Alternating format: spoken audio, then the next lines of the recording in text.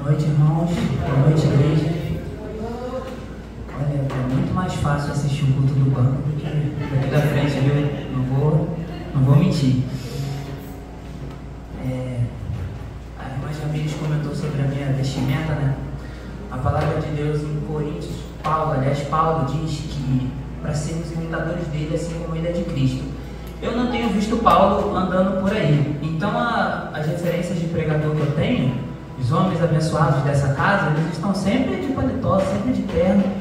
Então, se já tem alguém que percorreu o caminho por mim, para que eu possa andar, eu vou apenas copiar quem faz certo e está tudo bem.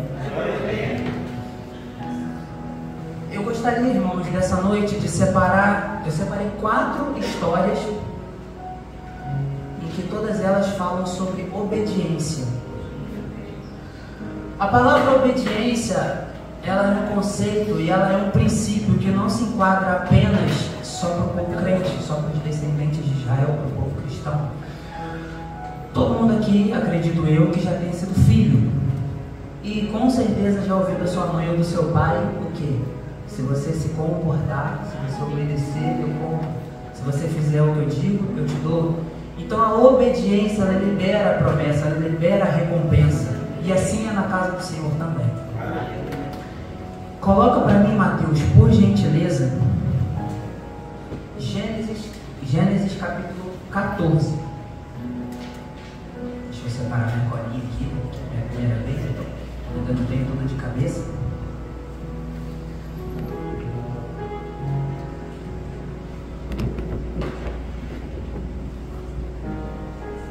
Passa um, por favor. Versículo 14, desculpa, capítulo 6, versículo 14. Capítulo 6, versículo 14. Que dizia assim: essa é uma história, a história de Noé, que todo mundo conhece, é uma história bem fácil, acredito eu, para todo mundo. Mas nós não vamos nos aprofundar muito nela, não. Eu só quero tirar um exemplo dela hoje para vocês. Que diz assim: fazer para ti uma arca de madeira de gofer, farás compartimentos na arca e a betumarás por dentro e por fora, com bétume. E desta maneira farás 300 côvados de o comprimento de sua arca, que isso é equivalente, irmãos, a 135 metros. Imagina você construir um navio de 135 metros com a força do seu braço e da sua família. E eu pergunto para vocês hoje, o que Deus tem pedido para você que você tem achado difícil? O que Deus tem colocado no seu coração que você coloca empecilho? Deus pediu a Noé que construísse um navio de 135 metros. E hoje, quando Deus manda nós abraçarmos aquele irmão que temos às vezes algum empecilho, algum obstáculo, nós dissemos que não. Quando Deus pede para fazermos coisas simples, nós colocamos obstáculos e dissemos que não. E para concluir, a sua largura e a sua altura e côvados a sua altura. E mais à frente o texto vai dizer: e fez Noé tudo o que Deus lhe ordenou. Essa foi a primeira história. Eu quero pedir agora, por favor, Mateus, que coloque em Gênesis capítulo 12, versículo 1.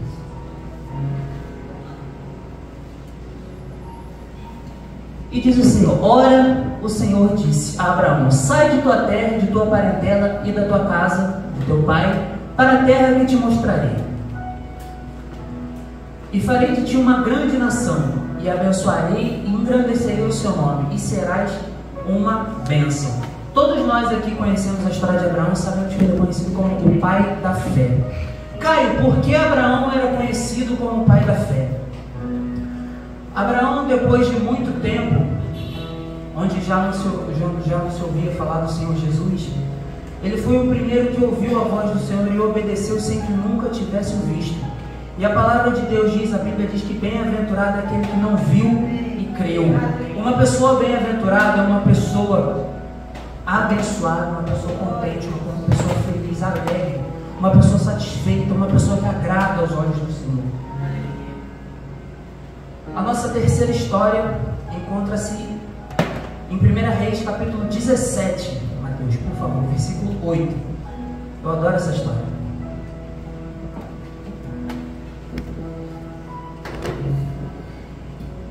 história se trata do profeta Elias. Elias, que durante uma época profetizou que em Israel não cairia chuva durante 3 anos e meio por conta de uma idolatria que o povo de Israel estava se encaminhando por conta de pecado, iniquidade, erros. E Elias, indignado com aquilo, ele ficou chateado e disse que não choveria durante 3 anos e meio. E como Elias era um homem obediente à palavra do Senhor, assim Deus o fez. Deus assinou embaixo, né? Trazendo para o nosso português.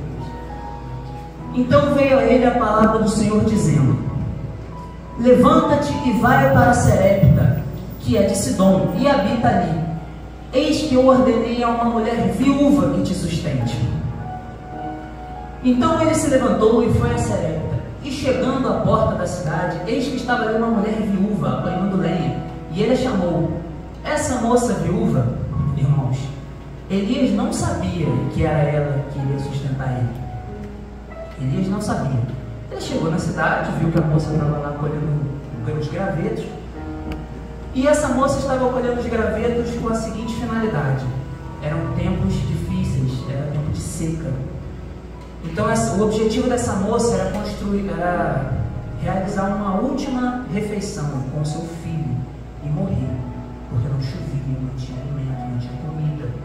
O objetivo deles era comer e morrer. Então Elias disse a ela: traze-me,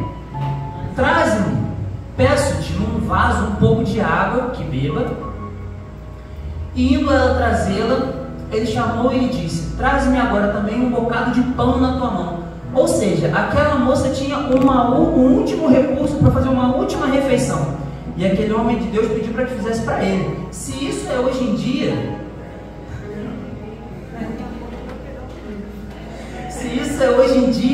a resposta daquela moça é assim: você está maluco? Eu só tenho bolo, eu só tenho comida para fazer para mim e para meu filho. Você que dê seus pulos, você que lute. Mas aquela mulher também sabia que não chovia em Israel por causa da palavra daquele homem. Então ela sabia no que ela estava se metendo, ela sabia a quem ela estava agradando, ela sabia que aquele homem era homem de Deus. Então, pela fé, aquela moça pegou o último recurso que ela tinha e levou para aquele homem. Aquele homem comeu, e nós sabemos o resto da história, que ele diz: não faltará farinha e nem azeite na sua botija. E durante 3 anos e meio, que foi o tempo que durou a seca, aquela moça foi sustentada. Vamos fazer comigo aqui uma matemática grosseira? Uma pessoa hoje em dia, quantas refeições mais ou menos ela tem, se Deus permitir, abençoar, que não falte alimento na casa dela? 3 refeições? 4? 5? Cara, eu faço 8. Calma. Amém. Que Deus continue abençoando a sua dispensa, a sua condição financeira. Mas vamos colocar que as pessoas fazem apenas 3. 3 refeições por dia dá um total de 90 refeições por mês. 90 refeições no mês durante um ano dá um total de 1.080 refeições. 1.080 refeições, vamos botar só durante 3 anos, sem ser os 3 anos e meio. 3.240 refeições que aquela moça recebeu por ter liberado a bênção, por ter confiado, por ter tido fé. Caio, então aquela moça só recebeu 3.240 só? Não estão satisfeitos? Esse número é dobrado, porque aquela mulher, vocês lembram que ela tinha um filho? Então não eram 3.240 refeições, eram 6.480 refeições por ter tido confiança na palavra do Senhor. E agora nós entraremos na palavra. Coloca para mim, Mateus, por favor, 2 Reis, capítulo 5.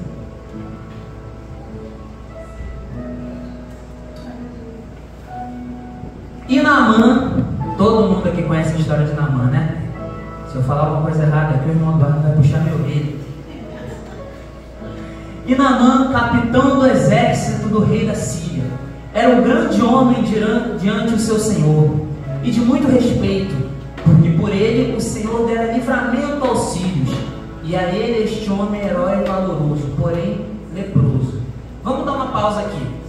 Eu falei no começo que as recompensas pela obediência não se apelavam apenas ao povo cristão. O povo do mundo, as pessoas que não acreditam em Deus, elas também são recompensadas por serem obedientes. Talvez não necessariamente por Deus, mas por seus pais, por seus parentes. E Deus viu algo em Naamã, mesmo ele ainda não tendo um encontro com o Senhor. Por isso fez dele, vitorioso, renomado, um homem respeitado, comandante do exército mais poderoso da época. Mas Naamã era leproso.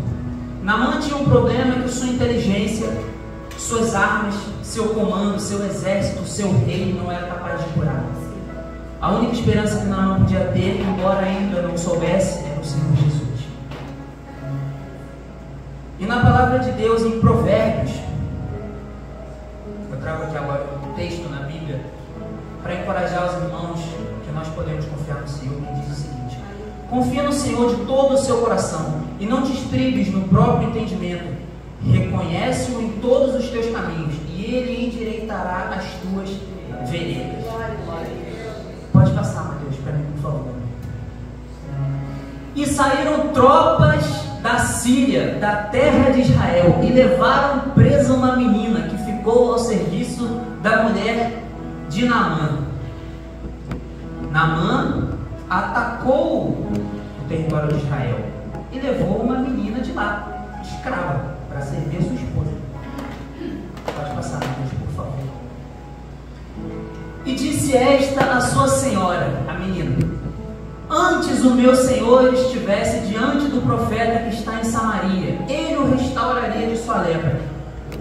A menina que foi sequestrada e levada como escrava, ela poderia ter dito o seguinte: Naamã que se lasque, me trouxe de escravo, eu estava lá na minha terra comendo uva, comendo amora, me trouxe para ser escravo, agora estou aqui lavando roupa, não tenho tempo para nada. Naamã que se dane.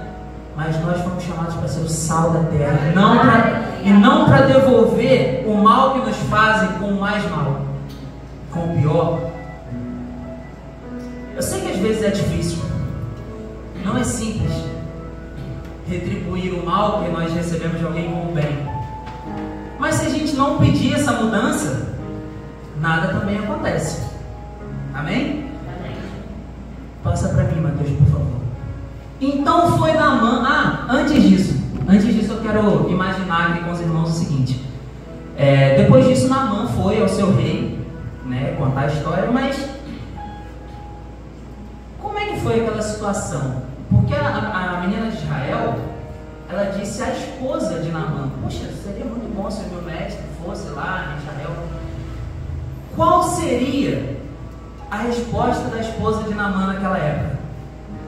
Menina, se o seu Deus fosse tão poderoso, você não tinha sido raptada de Israel. Você está fazendo o que na minha casa?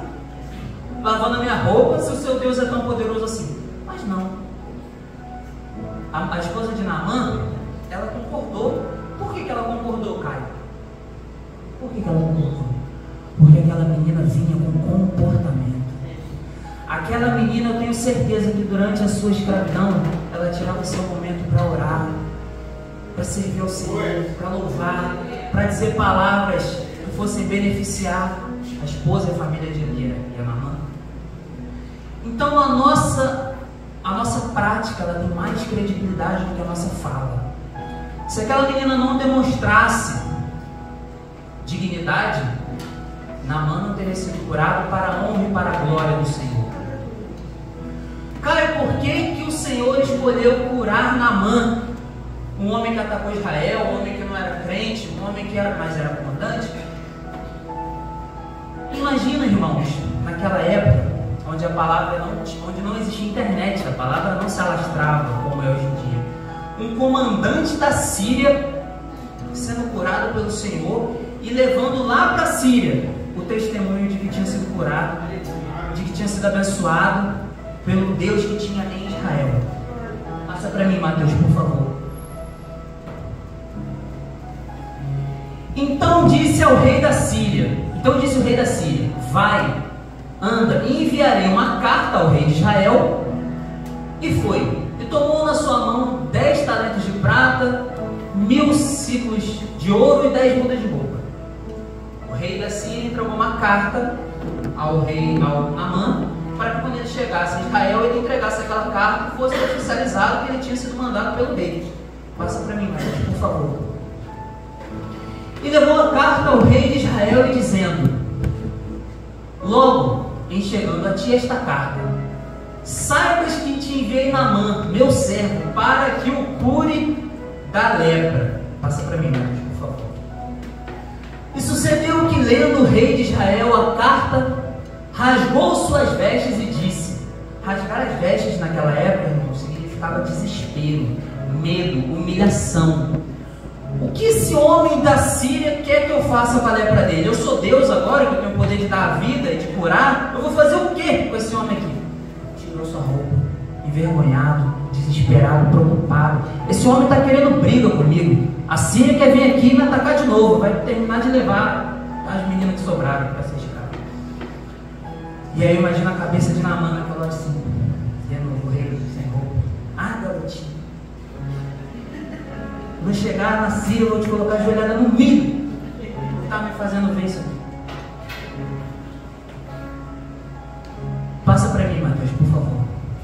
E sucedeu, porém, que ouvindo Eliseu, homem de Deus, que o rei de Israel rasgou suas vestes, mandou dizer ao rei: por que rasgaste as tuas vestes? Deixa eu vir a mim e saberá que há profeta em Israel. No mesmo momento, Naamã deve ter pensado o quê? Peraí, Deus não mandou falar com... A menina não mandou falar com o rei, ela mandou falar com o profeta.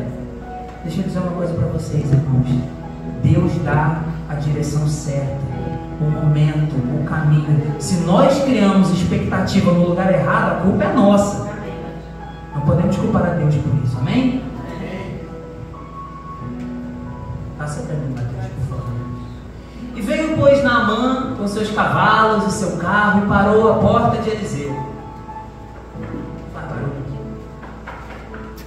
E bateu na porta de Naamã, de Eliseu. Pode passar, Mateus, por favor. E esperava Naamã que fosse curado, que existisse um milagre ali, que Eliseu estendesse a sua mão e a lepra dele caísse por terra. Mas não foi assim que aconteceu.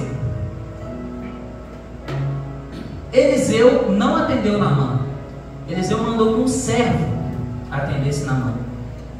E eu imagino que chegou o servo assim para Naamã, com seus cavalos, sua comitiva, seus exércitos, seus homens, porque Naamã não foi sozinho. Chegou assim: rapaz, como é que eu vou dizer isso? Ele não vai vir não. Ele falou para você tomar banho. Ele não vai vir fora não. Naamã ficou indignado com aquilo. Naamã, como assim? Eu vim lá da Síria, não tem Uber para cá. Eu vim de cavalo esse tempo todo. Tá quente, a gente está com fome, estamos acampando aí vários dias aqui, para você chegar aqui e falar que não vai me atender. Ah, garotinha. Ah, garotinha. Naamã indignado, pegou, foi embora. Vamos, gente, isso aqui é papo furado, esse cara não cura ninguém, vamos para casa. Foi Naamã embora e reclamando no caminho. Pode passar, Mateus, por favor. Volta aí, esqueci de mencionar uma parte. Eliseu mandou que Naamã tomasse banho no Rio Jordão. E a indignação dele foi maior ainda, porque ele pensou o seguinte: poxa, mas lá onde eu moro tem rio tão mais bonito, tão mais limpo. Eu vou tomar banho nesse Rio Jordão, que era considerado na época um rio sujo, um rio com lama, um rio impuro. E aí, poxa, eu vou ter que tomar banho lá nesse rio. Por que ele não me manda tomar banho lá em casa? Não, vamos embora. Porém, Naamã muito se indignou e se foi dizendo: Eis que dizer comigo, certamente ele sairá. Ah não, essa parte nós já lemos. Pode passar, Mateus, por favor. Pode passar, Mateus. Então chegaram-se a eles os seus servos e lhe falaram: meu pai, se o profeta te dissesse alguma coisa, alguma grande coisa, porventura não farias? Quer dizer, Naamã, só toma um banho, cara. Colabora aí, tá com essa lepra um tempão, não vai perder nada. Se você for lá e tomar um banho e ficar curado, amém. Se você não for, você volta para Síria e nós limpos.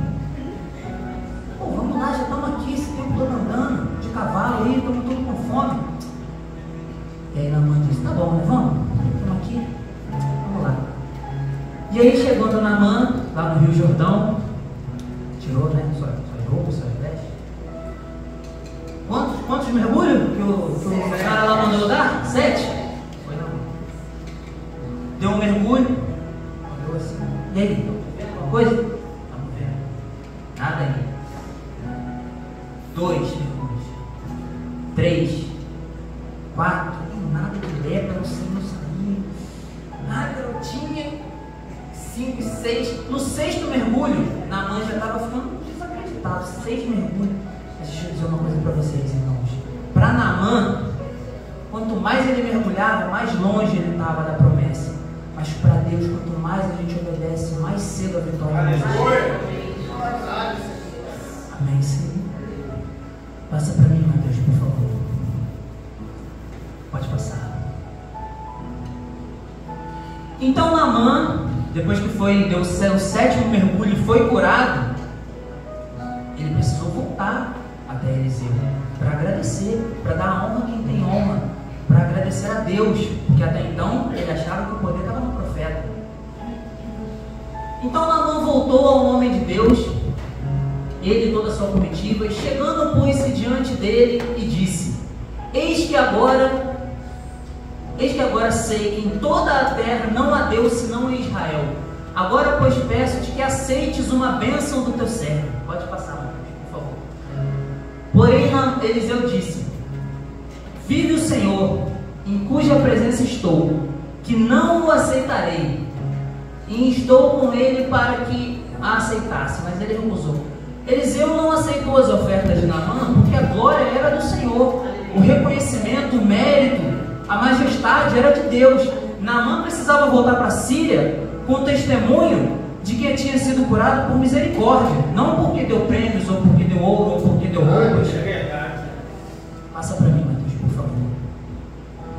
E disse Naamã: Se não queres, desce a este teu servo uma carga de terra, que baste para carregar 2 mulas, porque nunca mais oferecerá este seu servo holocausto nem sacrifício a outros deuses senão ao Senhor. Naamã pediu para que Eliseu permitisse que ele levasse terras daquela terra, daquela região, para que quando chegasse na Síria construísse um templo, para que ele pudesse adorar o rei, o Deus que ele tinha conhecido naquele dia. Pode passar, meu Deus, por favor. Nisto, perdoe o Senhor a teu servo. Quando meu senhor entrar na casa de Rimon, Naamã fazia parte da guarda pessoal do rei da Síria. E o rei da Síria adorava um Deus chamado Rimon. Então, quando o rei da Síria fosse adorar o seu Deus, Naamã, infelizmente, precisaria acompanhá-lo, porque ele fazia parte da guarda real. E nesse texto ele disse, para que Deus o perdoe, pois ele teria que se ajoelhar também, mas que nunca mais, depois da experiência que ele teve, a honra dele e a oração e o louvor seriam direcionados para outro Deus. Amém? E eu também tenho de me curvar na casa de Rimon. Quando assim me curvar a casa de Rimon, nisto perdoe o Senhor o teu servo. Pode passar, Mateus, por favor. E ele disse: vai em paz. E foi dele uma pequena distância. Irmãos, eu falei sobre obediência até aqui. Mas existe uma coisa que anda na direção contrária da obediência, que é a desobediência. E por mais que Deus seja misericordioso, longânimo, bondoso conosco, Deus não é bobo. A conta chega uma hora. E eu não quero ser cobrado por Deus. Geazi, servo de Eliseu, na época, ele achou aquilo um absurdo, que Eliseu tivesse dado a palavra de cura e não tivesse aceitado o prêmio, recompensa, não tivesse aceitado as roupas que Eliseu Naamã trouxe. E quando Naamã já se distanciando, já um pouco longe, Geazi foi atrás e pediu um pouco das roupas, das recompensas, dizendo: Naamã, meu servo lá recebeu umas visitas, a gente meio que mudou de ideia, tem como pegar um pouco dessa roupa aí do senhor? Tem, claro, com certeza, vocês merecem, podem levar as roupas do senhor. E voltou Geazi com parte da recompensa. Chegando lá, Eliseu perguntou: Geazi, por onde andavas? Onde estava? Ué, eu não saí daqui, estava aqui. E aí Eliseu disse para ele: eu não te acompanhei, mas o meu espírito te acompanhou. Eu sei o que você fez. E Deus vê a nossa desobediência, infelizmente, às vezes. E o que Geazi recebeu por aquele ato foi que ele herdasse a lepra de Naamã para todo sempre, ele e os seus descendentes. Então hoje, irmãos, que possamos sair daqui um pouco mais entusiasmados em não só ouvir sobre a obediência, mas que possamos colocar em prática, que é a parte mais difícil, mas é a parte que mais recompensa. Caio, você está dizendo então que a gente deve obedecer ao Senhor apenas pelas recompensas que Ele pode nos dar? Não. Deus não nos amou primeiro por causa de alguma recompensa que pudéssemos oferecer a Ele, até porque nós não somos nada sem que o Senhor permita. Nós não temos nada para oferecer, senão o nosso humilde louvor, nosso humilde adoração, nossa humilde pregação, nossas boas práticas. Então, naquela época, a mão de Deus, admito eu, que era um pouco mais pesada do que é hoje. Nós hoje estamos no privilégio. Imagina se cada desobediência que a gente tivesse fôssemos herdar lepra, doença, sarampo para toda a nossa descendência. Que caos que seria. Ainda mais numa população, numa civilização de hoje, que a gente sabe que lá fora não está fácil. Quero agradecer muito ao Senhor por ter me dado essa oportunidade, por ter permitido que eu pudesse ser uma ponte para a mensagem dele nessa noite. Quero agradecer muito a Isabela por ter aceitado o meu pedido de fazer um fundo musical. E a minha palavra fica por aqui. A minha palavra não, a palavra que o Senhor me deu fica até aqui.